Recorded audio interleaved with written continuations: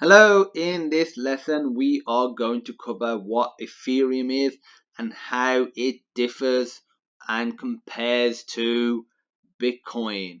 Because I'm sure you've all heard of Bitcoin, especially if you've got this far into this course. And I'm pretty positive you've probably heard of Ethereum as well. And you're probably just thinking, what is it? A lot of people, even advocates of Ethereum, when asked what exactly it is and how it differs to Bitcoin and well other cryptocurrencies in general, but mainly Bitcoin, they find it very hard to tell you what is different about it, but they know what's the same about it. So in general, let's just cover what is essentially the same. But the one thing I want to cover first is Ether is the cryptocurrency. So a lot of people, when they refer to Ethereum, they're most likely referring to Ether, and Ethereum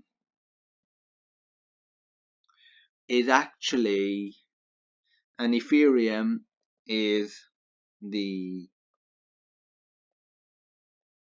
blockchain implementation it is built on. So first of all, that's the first thing I want to make clear. If people talk about Ethereum in the form of a currency, then they are talking about Ether, which is built on top of Ethereum, which is a blockchain implementation. That's something worth noting. So as we mentioned, it's a cryptocurrency. That's one of the essentially the similarities to Bitcoin. Another similarity is it's based on blockchain. It's based on Ethereum, which is a blockchain implementation.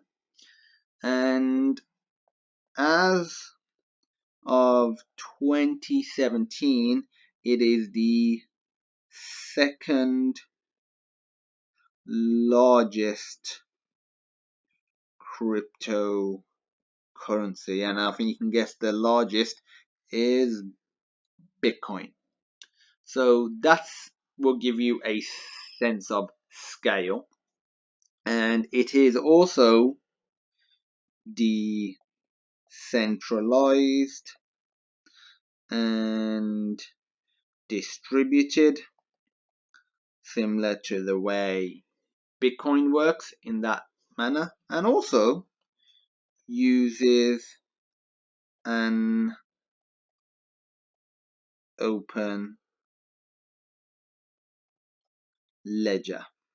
So there's a lot of similarities. And also another thing is it uses mining as well. You can mine for more coins, aka Ether coins. So you can go down that route as well. But one of the other things that make Ethereum great is something called smart contracts, which is essentially automated with no with let me just what to say better with no intermediary. You can think of it like a super vending machine. So if you go into a conventional store and maybe you want to buy some chocolate, you pick it up, you take it to the counter and you pay for it. Whereas in a vending machine, you just go to the vending machine, select which one you want using some sort of selection system, pay the money. Once it's authorized payment, it gives you the item. It's as simple as that. It's all automated. And smart contracts are essentially a souped up version of this. They allow the facilitation of various other forms.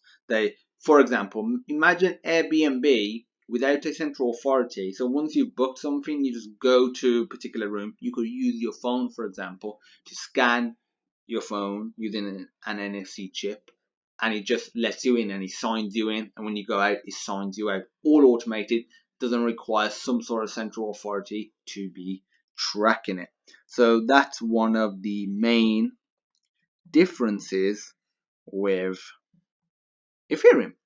Another one is blocks of transactions can be created faster. So it is faster to use as well compared to Bitcoin. Another difference is it allows for computer applications, not just currency, to run on the network. And this is probably, in my eyes, the most fundamental difference, is that Bitcoin is a cryptocurrency. Ethereum, because again Ethereum is a blockchain implementation, it is closer to what blockchain is, aka a decentralized distributed system. What you store and track on that system isn't limited to currency. So a couple of examples could be cloud storage like Dropbox, but without a central authority storing your files, where they could potentially go down due to a hack, or maybe financially they go down because they aren't operating very well. You could lose your files as a result.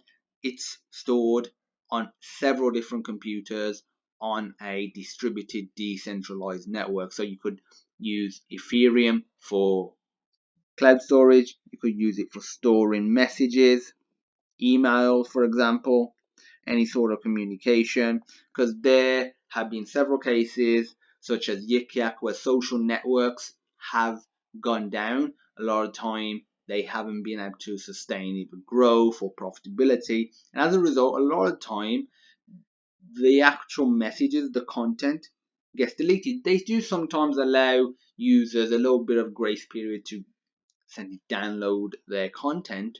But imagine if it was stored on a decentralized system. So even if the creator was no longer around, whether that's an individual or a company, the actual content could still be there, could still be accessible by the public. And this also has immense implications on audit trails as well.